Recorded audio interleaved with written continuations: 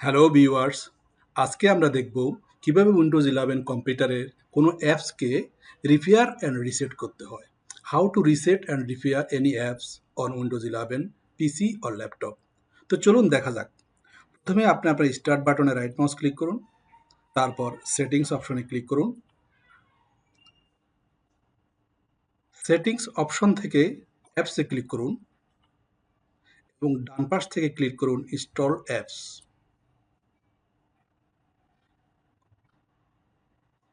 এখান থেকে দেখুন কোন অ্যাপসটাকে আপনি রিসেট অ্যান্ড রিপেয়ার করবেন। তো মনে করুন এই ওয়েদার অ্যাপসটাকে আমরা রিসেট অ্যান্ড রিপেয়ার করব। তাহলে ডান পাশে থ্রি ডট বাটনে ক্লিক করুন, তারপরে অ্যাডভান্স অপশনে ক্লিক করুন, স্ক্রল করে একটু নিচে আসুন।